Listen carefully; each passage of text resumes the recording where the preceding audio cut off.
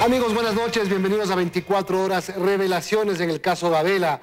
El perito argentino que investigó el asesinato del general Jorge Gabela confirmó que su muerte no tuvo relación con la delincuencia común. Hola, Diana. ¿Qué tal, Milton? Amigos, buenas noches. Además, el perito dijo que el informe que entregó con nombres y pruebas de los responsables fue mutilado. La esposa del general Gabela está segura que el asesinato tuvo que ver con el tema de los helicópteros RUF. Aquí el detalle. Vino al país con esta garantía de seguridad y protección. Y es que dijo que sentía temor porque lo que conoce como el perito que investigó el asesinato del general Jorge Gabela es información que fue ocultada y mutilada. Así lo confirmó Roberto Mesa. El informe final no aparece. Todas las copias e inclusive un informe original que reposa hoy en la Fiscalía, que fue entregada por el Ministerio de Justicia, no es de mi autoría. No tiene mi firma, no tiene mi sumilla y yo ya desconocí plenamente de que ese material no es y no me pertenece. Por las cláusulas contractuales no puede dar detalles del contenido del tercer cuerpo del informe, el que entregó al entonces ministro de Justicia Lenín Lara con más de 130 hojas y que ahora solo tiene 95 y que no reconoció como suyo este martes en la Fiscalía. Sin embargo, explica en términos generales lo que este tenía. Nombres y pruebas. En ese informe final o tercer producto está todo eso. Si se avanzó a la tercera etapa fue justamente porque el asesinato del general Gabela no había sido producto de la delincuencia común. Además, también narró que en su momento hubo varios pedidos respecto a lo que iba a contener su informe. Me piden claramente que elimine capítulos, anexos, determinadas hojas de ese informe final. Dije que no. Este mail es suscrito por la secretaria del comité, que era la doctora Paola Carrera, en nombre del viceministro de Justicia, el señor César Augusto Ochoa. Que según la viuda del general Gabela, es hijo de Caupolicán Ochoa, abogado del expresidente Rafael Correa. A mi esposo lo asesinaron por causa de los helicópteros RUF, por no permitir esa compra. Mi esposo trabajó 35 años con esa misma gente y los mismos que lo mandaron a asesinar. Mi esposo jamás podrá contar su historia. ¿Qué le pasó?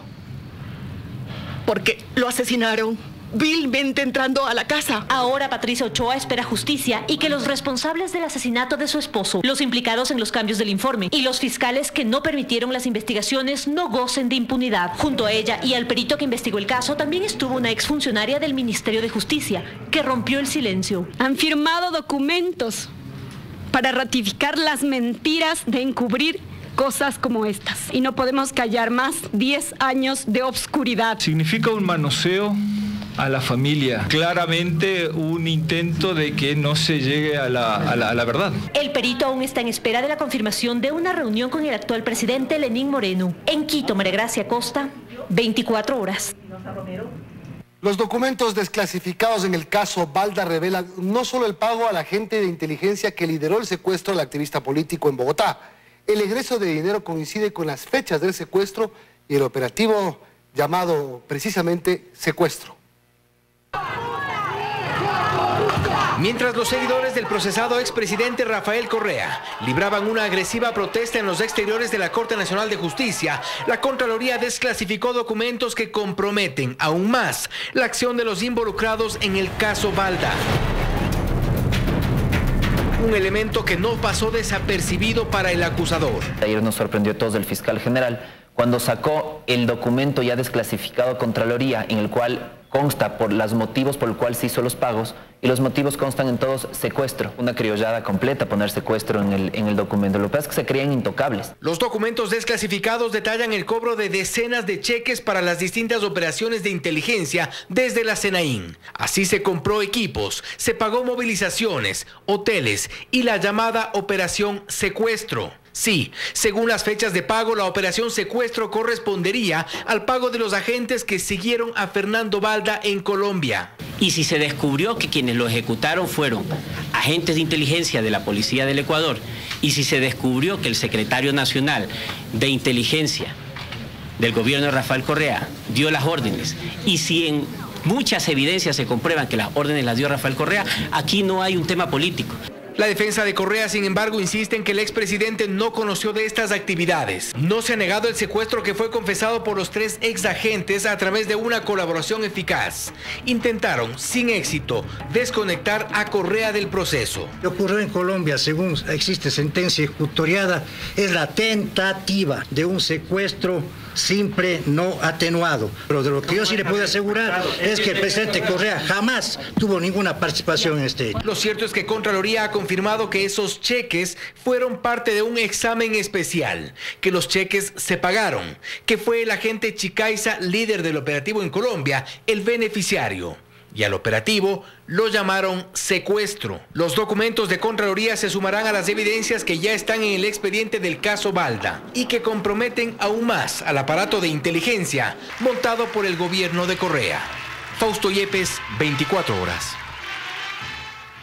Pablo Romero, exdirector de la SENAIN, no niega que podría ser él quien aparece en el audio entregado por uno de los policías detenidos en el caso Balda, hablando sobre la operación. Sin embargo, asegura que no ordenó el secuestro ni el destino para el que fueron utilizados los recursos de la SENAIN. Respondía a las preguntas desde su residencia en España, donde cumple la medida cautelar. Es el exsecretario nacional de Inteligencia, Pablo Romero, quien según la Fiscalía sería la cabeza de la operación secuestro. Él hoy lo niega. Ni la Secretaría de Inteligencia participó nunca en una actividad de búsqueda de información, ni de ubicación, y peor de aprehensión. Lo que no niega es que pudo haber autorizado los egresos por $43.300 que podrían haber sido utilizados para el supuesto secuestro de Balda. En los 22 meses que estuve, decenas de operaciones reportadas por los subsistemas.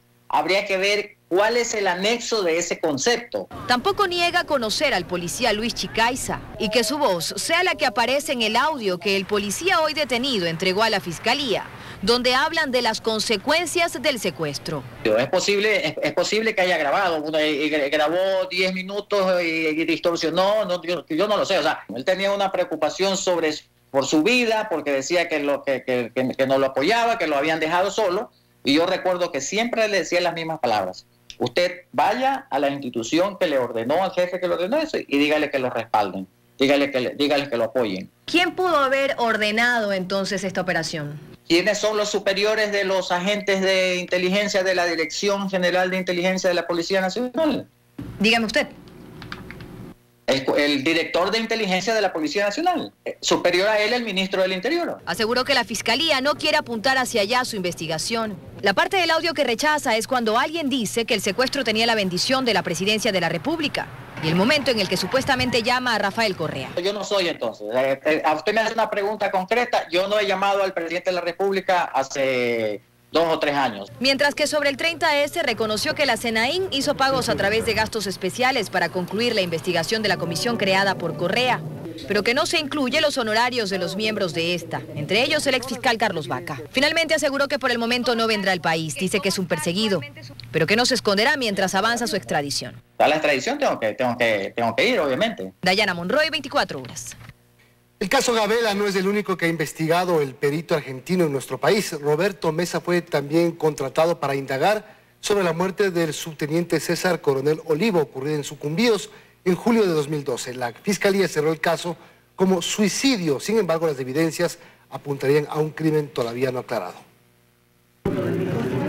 El supuesto suicidio del subteniente César Coronel ocurrió en julio del 2012, dentro del recinto policial en Sucumbíos, con su arma de dotación y estando de servicio. No obstante, la familia tuvo dudas desde el primer día en que se reportó su muerte. La escena había sido alterada y desde entonces el caso no está claro. Al siguiente día que murió ya no había almohadas. El fiscal manda a comprar de su dinero 2 almohadas. Le decimos, ¿y las almohadas? Se quemaron. Pintaron las paredes, quemaron la cama, quemaron el colchón y reclamamos quién fue la disposición. Nadie dijo nada. No conciben un suicidio con disparo en la parte posterior de la cabeza y supuestamente utilizando el arma con la mano equivocada, en una posición casi imposible. ¿Cómo hizo para pegarse el tiro aquí? ¿Cómo puede ser posible que una persona se pegue un tiro sin engatillar los dedos? Si la mano está en la posición que coincidía con el brazo. La insistencia de la familia obligó a las autoridades a contratar una pericia internacional. La conclusión contradice la versión del fiscal de Sucumbíos, que en 2012 archivó el caso como un suicidio. El perito Roberto Mesa tuvo elementos para determinar lo contrario. En el caso del señor César Coronel, el objetivo de la pericia era comprobar si eso había sido un suicidio o un homicidio. Y se comprobó que era un homicidio y no le entregaron la pericia. Hay sobra de razones para que la madre del subteniente coronel dude de lo actuado por las autoridades en Ecuador. Su hijo se enfrentó a oficiales que mantenían un club nocturno en Lago Agrio y esto le trajo problemas. Ellos traían gente de Colombia. Entonces, para sus bares. Mientras tanto, cerraban los otros bares de la gente particular para que vayan a consumir donde ellos. Yo lo único que deseo es la verdad.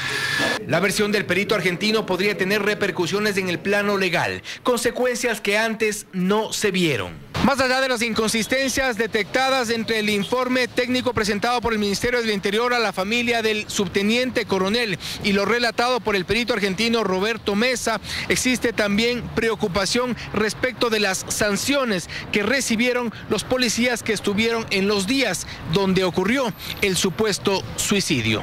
Y es que la Inspectoría General de la Policía informó sobre el personal que fue sancionado con relación a los hechos del 6, 7 y 8 de julio del 2012, día de la muerte del subteniente coronel. Uno de los vinculados está desvinculado de la policía.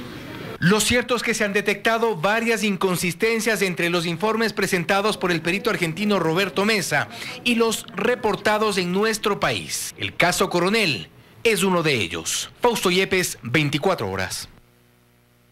El expresidente Correa aseguró que valora pedir asilo en Bélgica si en algún momento la justicia dicta presión preventiva en su contra y lo obliga a regresar al país. Mientras tanto, los legisladores reaccionan frente a la vinculación de Correa al caso Balda. Creen que el expresidente debe enfrentar a la justicia y responder a las investigaciones. Dicen que la justicia es para todos y que ese fue el mensaje que dejó la decisión de la jueza Camacho. Aquí no puede haber seres privilegiados ni personas que se crean que están sobre la ley. En ese sentido, me parece que tiene que cumplirse un debido proceso y que el expresidente tiene que someterse a la justicia en el Ecuador. Sostienen además que el exmandatario debe cumplir con las medidas cautelares dictadas por la jueza. Tiene que presentarse, tiene que dar la cara ante la justicia que ellos mismos construyeron. Y si es que tiene que portar un grillete o tiene que presentarse ante la justicia, es lo que ordena el juez y hay que respetar lo que ordenan los jueces. Una determinación que tiene que cumplir el expresidente como cualquier ciudadano ecuatoriano en el momento que está imputado en un juicio político, en un juicio. Para la morenista Silvia Salgado hay duda de la independencia de funciones. Esto tras las medidas cautelares que se dictaron en contra de Rafael Correa. Realmente rebasan inclusive las propias posibilidades que tendría el expresidente de presentarse cada 15 días. Siempre vamos a defender la independencia de poderes, ¿no? Creo que en ese sentido la justicia está haciendo su trabajo. Nosotros seguramente el discurso político que se quiere vincular en este caso va hacia ese sector. Siempre hemos llamado a no politizar los casos y entiendo que la Administración de Justicia lo está haciendo así, enmarcado básicamente en lo que determina la Constitución y la ley. La vinculación de Correa se da después de que la Asamblea se declarara incompetente para autorizar el pedido de la jueza Camacho por tratarse de un expresidente de la República. En Quito, Andrea Samaniego, 24 horas.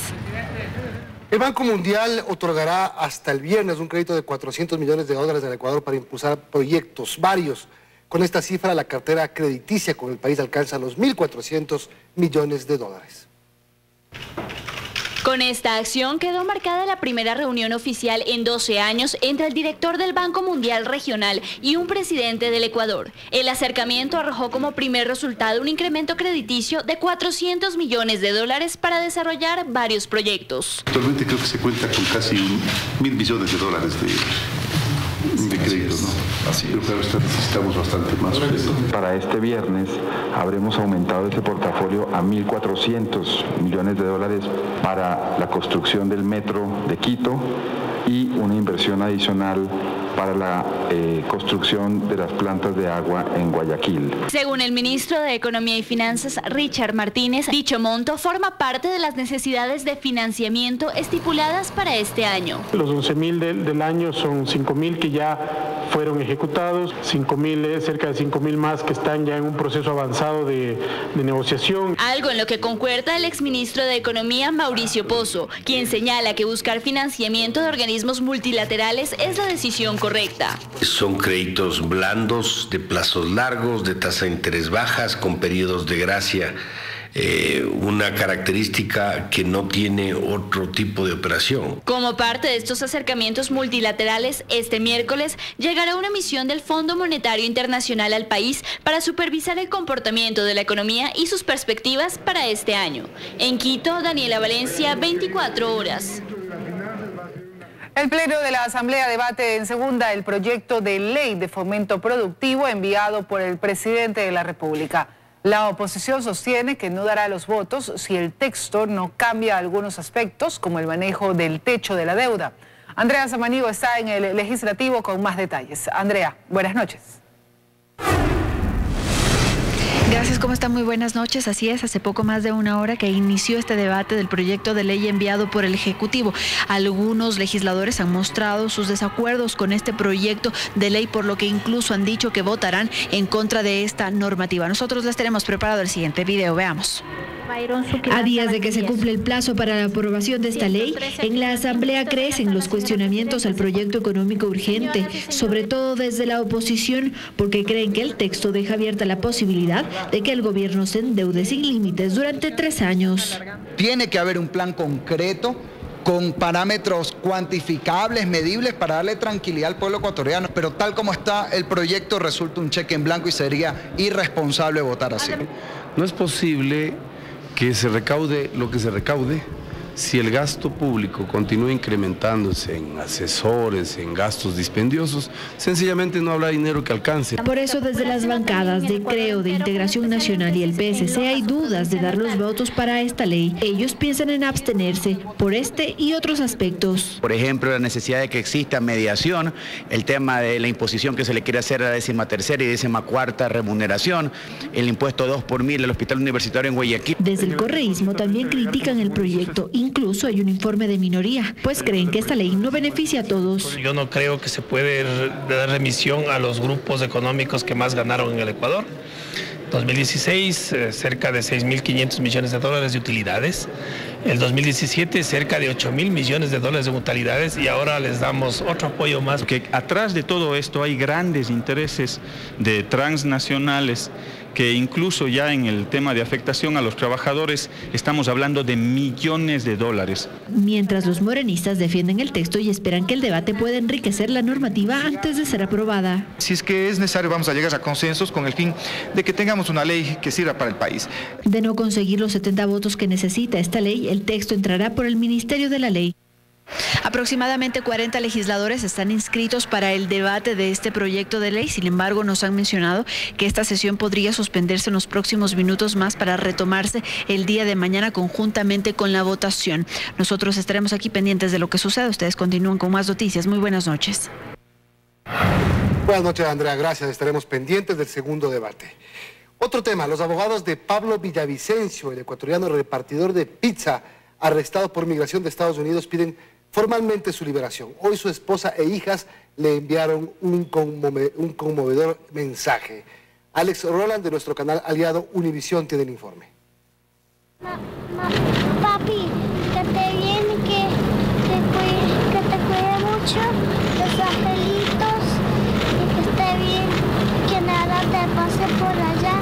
Es el mensaje que Luciana, de 3 años, le envió a su padre Pablo Villavicencio, detenido hace 3 semanas por ICE, cuando entregaba una pizza en una base militar de Brooklyn. Que te extraño mucho.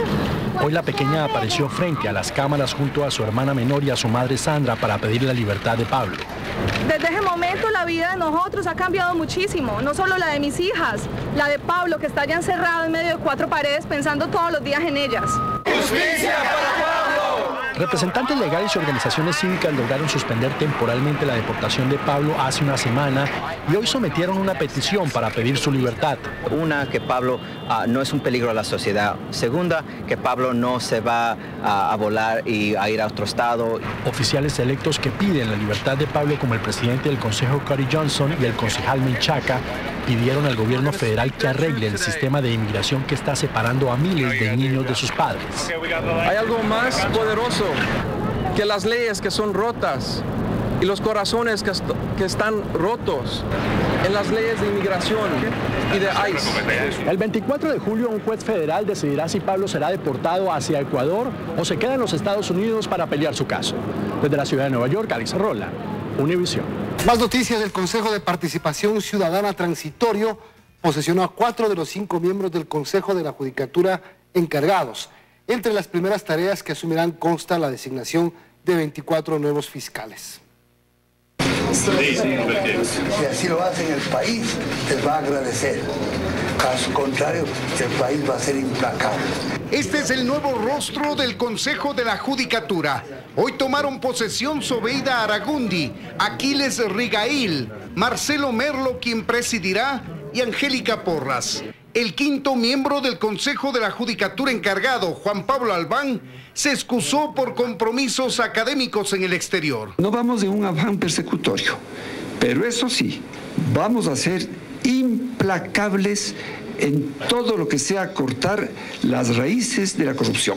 La posesión se produjo en el Pleno del Consejo de Participación Transitorio, organismo que los designó temporalmente hasta que se realice el concurso respectivo para los miembros definitivos de este organismo.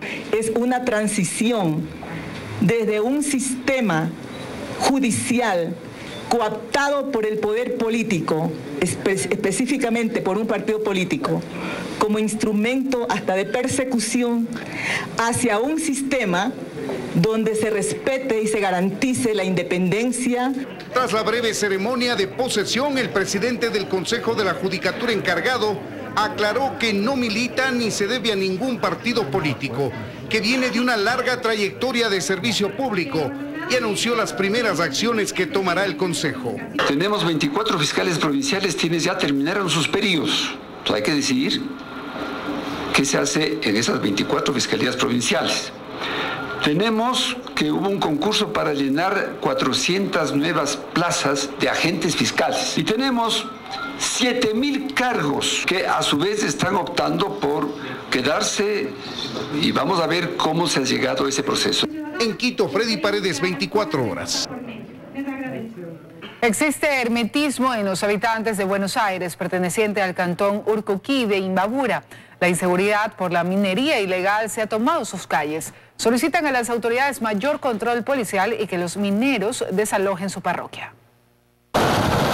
En los últimos días, la inseguridad en la parroquia Buenos Aires del cantón Urcuquí ha ido incrementándose cada vez más, hasta el punto que un menor de edad falleció presuntamente por tenencia de drogas. Los moradores solicitan más personal policial y que personas extrañas abandonen su pueblo. Den solución lo más urgente posible. Porque mire, murió un niño, no es que vamos a decir que lo han muerto los mineros, pero sí por la droga. Entonces eso, aquí hay bastante droga, aquí hay todo. Para mí sería mucho mejor desalojar esto y que sacar toda la gente que hay aquí para quedar el pueblo tranquilo como ha sido antes. Los mineros, por su parte, aseguran poseer el apoyo de comerciantes del sector y que solo es un mínimo porcentaje de la población que desea su salida. Un 20% que se oponen porque tienen sus compromisos con otro tipo de autoridades. Ellos tienen las minas para un grupo de 15 personas. En cambio, nuestro proyecto es abierto. Si hay 1 millón de personas, bienvenidos, porque las minas no se acabarán en 1000 años. Y les agradezco a los señores mineros. ¡Y que viva la minería, compañeros! ¡Tenemos que ser unidos! La máxima autoridad de la provincia se pronunció al respecto. Se ha desarticulado más de 30 bandas, entre ellas unas que estaban operando en Buenos Aires. Mientras tanto, sus habitantes procedieron a destruir y quemar un centro de diversión nocturna improvisado. De esta manera, buscan ahuyentar a personas foráneas de su comunidad. Desde Buenos Aires, provincia de Imbabura, David Vizcaíno Aro, 24 horas.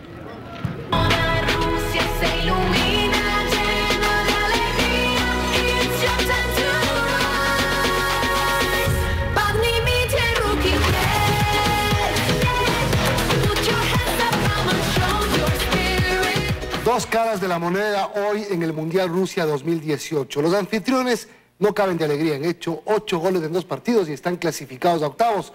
Y Colombia, un mal estreno, expulsión, penal, gol y derrota con Japón. Joana Ramos, buenas noches. Danos el informe de hoy.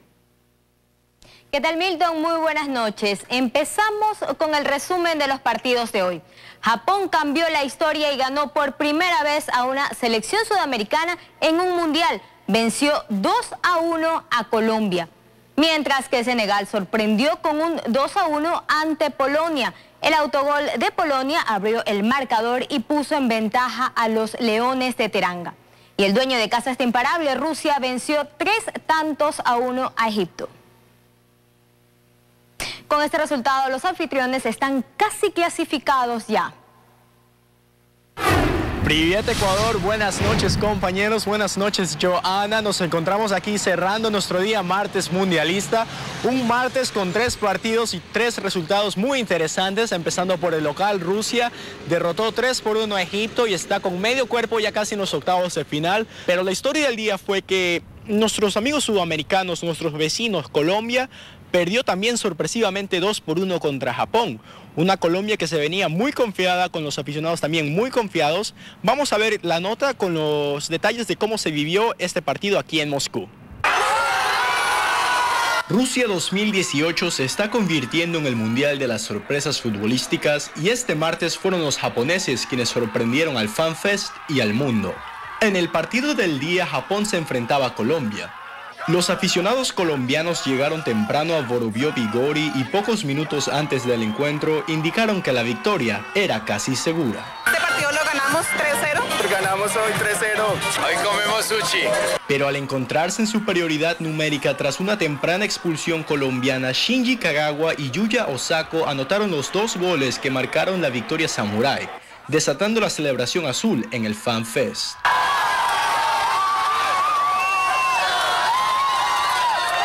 Pese a la derrota, varios aficionados colombianos se mostraron optimistas y esperan que su selección mejore para ganar sus 2 partidos restantes. Hay que meterle la ficha a lo que queda, hay que jugar. En la próxima fecha, Colombia se enfrenta a Polonia, quien también viene de perder sorpresivamente 2-1 ante Senegal. Bueno, y esa es la información que tenemos hasta el momento y les quiero anunciar que el día de mañana iremos al estadio Luzhniki de nuevo, esta vez para vivir la previa de lo que es el partido Portugal-Morroco. Vamos a estar con la camiseta de Portugal, la camiseta de Cristiano Ronaldo y le vamos a preguntar a los hinchas portugueses cuál es su punto de vista de este jugador, si opinan que es mejor que Messi o no, y vamos a ver qué nos van a decir el día de mañana. Desde Moscú, Rusia, con cámara de Galo Espinosa, reportó Juan Diego Alvarado. Gracias, Juan Diego. Vamos a ver qué pasa. Y este miércoles a las 7 de la mañana Portugal se enfrentará a Marruecos en Moscú. Uruguay buscará su clasificación a octavos frente a Arabia Saudita en Rostov a las 10 de la mañana. Y a las 13 horas Irán se medirá a España en Kazán. Y seguimos con las noticias. Neymar se retira del entrenamiento tras sufrir una lesión en su tobillo. Y el gato Aquiles sigue acertando en las predicciones. Esto y más en nuestro siguiente resumen de Mundial al Día. Un nuevo golpe de Neymar enciende las alertas en Brasil. Según la asesoría de prensa de la Confederación Brasileña de Fútbol, el problema no es en el pie operado y sí en el tobillo, debido al castigo sufrido durante el partido ante Suiza, cuando rozó el récord de faltas sufridas en un mundial, 10 en total. El delantero dejó el entrenamiento por cautela y volverá este miércoles, según se informó. La selección española ya está en Kazán, donde jugarán mañana contra Irán. Los de hierro se miden a Irán en el segundo partido del Grupo B. Los también conocidos como Príncipes de Persia son líderes de la zona y los españoles deben buscar una victoria a toda costa para superarlos. Y el gato Aquiles sigue acertando en sus predicciones. Tras la nueva victoria hoy de Rusia, el adivino oficial se consolida en sus pronósticos y en este caso los más felices de que Aquiles no se equivoque son sin duda los rusos. Y ya para terminar, después del partido de Colombia-Japón y del de Polonia-Senegal del Grupo H, las gradas del Mordovia Arena y del Spartak Stadium quedaron llenas de basura y desechos botados por los propios aficionados. Las cámaras captaron a los aficionados de Japón mientras recogían vasos, botellas, latas y más de las graderías del estadio donde disputaron su partido. De igual manera, los aficionados de Senegal se dedicaban a recoger lo que habían votado para dejar una grada aceptable. Sin duda, una acción que no estamos muy acostumbrados a ver. Con esto cerramos nuestro segmento de Mundial al Día. Mañana volvemos con más información. Vamos ahora a un corte comercial.